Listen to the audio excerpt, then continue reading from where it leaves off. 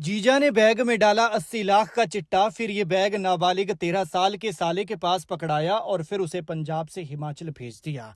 ये सोचकर कि पकड़ा जाएगा तो साला पकड़ा जाएगा और वैसे बच्चे पर कोई शक नहीं करेगा। लेकिन हिमाचल पुलिस ने उस जीजा का ये सारा प्लान ही फेल कर दिया। जी हाँ, बीते रोज ये जो करतूत हुई थी, 80 लाख रुपए का चिट्टा जो 13 साल के बच्चे के पास मिला था, उसे किसी और ने नहीं बल्कि उस बच्चे के जीजा ने ही उसके पास पकड़ाया था। जीजा ने ये 80 लाख रुपए का चिट्टा बैग में रखा, साले को एचआरटीसी बस से भेजा और साथ में ये बैग दे दिया। लेकिन चौंकाने वाली बात ये है कि उस जीजा ने साले को ये बताया ही नहीं था कि इस बैग में उसने क्या रखा है। उसने सिर्फ इतना कहा था कि इसमें जरूरी सामान है और फिर इस बच्चे को ये बैग ले जाने के लिए कहा कि तुम बस में जा रही हो तो ज्यादा दिक्कत नहीं होगी, इसलिए बैग को ले जाओ और पालमपुर में एक शख्स तुमसे इस बैग को ले लेगा। लेकिन अब जीजा की ये सारी करतूत खुली है जब पुलिस पूछताछ में 13 साल के इस बच्चे ने सारी बात बताई है। लेकिन सवाल ये है कि पंजाब से हिमाचल में नशा लाने के लिए बच्चों को कुरियर की तरह इस्तेमाल किया जा रहा है ताकि पुलिस उन पर शक न कर सके। और अभी तो और चौंकाने वाली बात सुनिए जो आपके पैरों तले जमीन खिसका सकती है।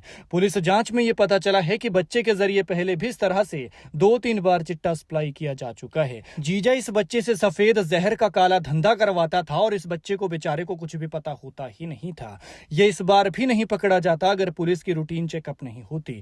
पंजाब के अमृतसर से यह बस बैजनाथ जा रही थी। रास्ते में पुलिस ने नाका लगाया हुआ था। गग्गल पुलिस ने यह कार्रवाई की है और जैसे ही सवारियों को चेक किया तो कुछ सवारियों को चेक करने के बाद बारी इस बच्चे की आई। इसके पास एक पिट्ठू बैग था। जैसे ही बैग खोला गया तो नशे का ढेर निकला। 130 ग्राम से ज्यादा चिट्टा इसके पास मिला और बाद में पता चला कि यह सारी करतूत जीजा की थी। और जीजा ने बच्चे से कहा था कि जैसे ही वो पालमपुर पहुंचेगा तो उससे कोई ये बैग ले लेगा। लेकिन उससे पहले ही इस सारे जहर का काम तमाम हो गया। फिलहाल पुलिस आगे की कार्रवाई कर रही है।